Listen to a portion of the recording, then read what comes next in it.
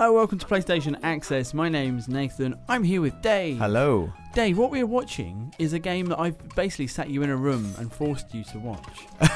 Not for the first time today. And it's Yoku's Island Express. Yeah, which you've told me is your surprise hit of E3. That is very much the title of this video, yeah.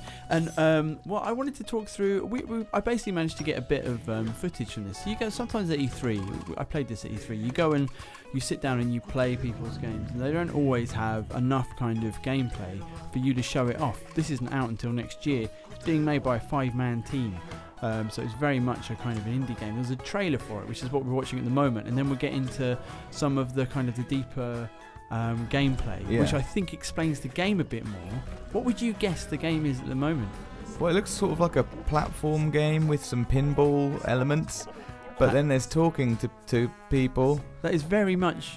That you've nailed it. Oh, so, excellent. I mean, I got to play it. So actually, I sat down in this kind of demonstration, and so all the notes that I got to write were 5-man team, metroidvania, open world with pinball mechanics, surprisingly great. Wow, it's open world. It is, yeah. You can kind of like in the same way as a kind of a Metroid, like a Metroidvania means you get to go from one kind of area to the next. You'll double back on yourself once you've got.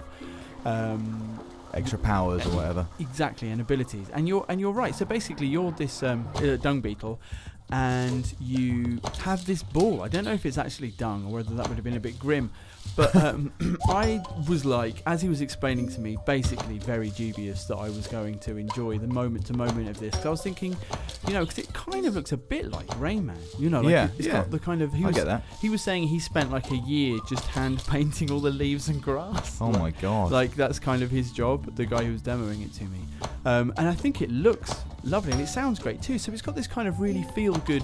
Like Ubisoft-y kind of platform vibe to it, and I was like, why would you then introduce pinball? And it works, man, like because you break out into these kind of areas of the map. I was like, how is pinball going to work as a kind of a guiding mechanic for moving through the world? Yeah. And it just surprised it because pinball's fun. So pinball's great. So it kind of does. So basically, the levels work out as they kind of form themselves into 2 or 3 pinball tables, sort of, which you have to sort of strike certain points. You saw there I was opening a door on the right hand side by hitting 3 purple icons. At the moment you can see there's like a little creature with goggles on who's stopping us from falling down through the main pinball thing. So like you do stack up, and the whole thing is arranged around emptying these people's tower of these kind of soot monsters. Got ya. And then you get fired into the sky. So obviously now it's beginning to make sense to you. Yeah, absolutely. But yeah, you collect these kind of fruits and you can trade them up for your abilities. And I was really surprised how pinball worked kind of in a Sonic way for just getting around the world. So there's parts you're obviously just supposed to move past, but then there are parts that you're supposed to puzzle at for a bit longer, like I said, in this table style. And then there are routes that you kind of gradually, you realise that if you pulled off this particular trick, or if you used an ability that you might find a bit later. So for example, sometimes you get a kind of a hoovering ability, and you can suck these slugs onto your ball. Right. And then once they hit something, they will detonate. So they can open up these slugs can open up new pathways. It's fantastic. Like pinball's such a game of skill and a game of kind of risk, and I just really think this is such an original idea.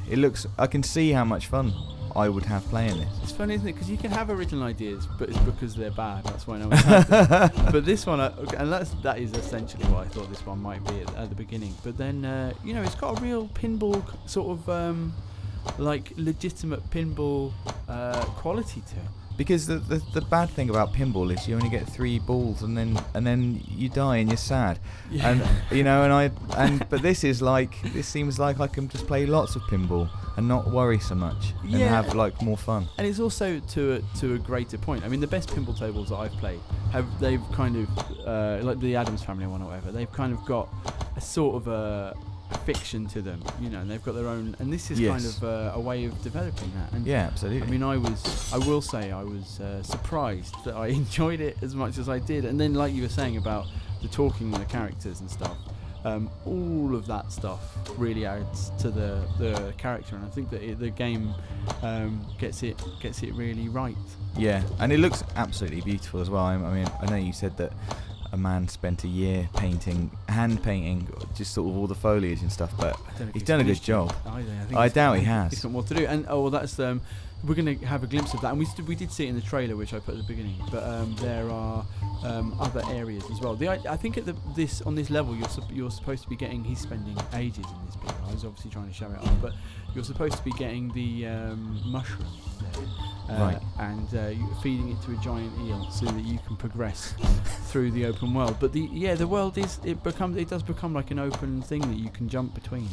And like move between the various, so it's not just grass was the point I was trying to make. Right, yeah, no, got you. I played in a snow level, and there's also a jungle, which I think we've got kind of a woody jungle area coming up in just a moment. Where's the dung beetle gone? It's like I've noticed that he sort of moves around and then he lets his ball. There he's back. He's kind of popped up. So there you go, in case you were worried about him. So now we have the mushroom. New objective, feed the eel. That's my constant objective in life. Yes. is to feed the eel. I think this is there. Once we've got the mushroom, we can kind of have a look at the woods, and this kind of gives us a bit more of the, I don't know if you want to call it traversal, but just how the pinball mechanics are also used in kind of just regular platforming play. And do you know if during these bits, if you're controlling the dung beetle or the ball, which sounds like a stupid thing, but I mean, I just saw him hanging off the edge there, and I was wondering whether you had to get the ball. I do know because I've played it, but I can't remember. Yeah. And I think you're playing the beetle.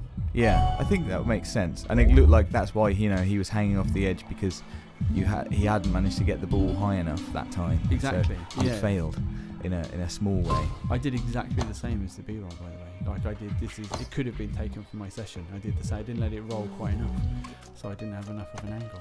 But there you go. Look, that was Yoku's Island Express. Basically, one of the most charming games that I saw at E3. Real surprise. I really enjoyed it. Wanted to show you it. We'll show you more when it gets closer to release. Thank you guys for watching, and we'll see you soon.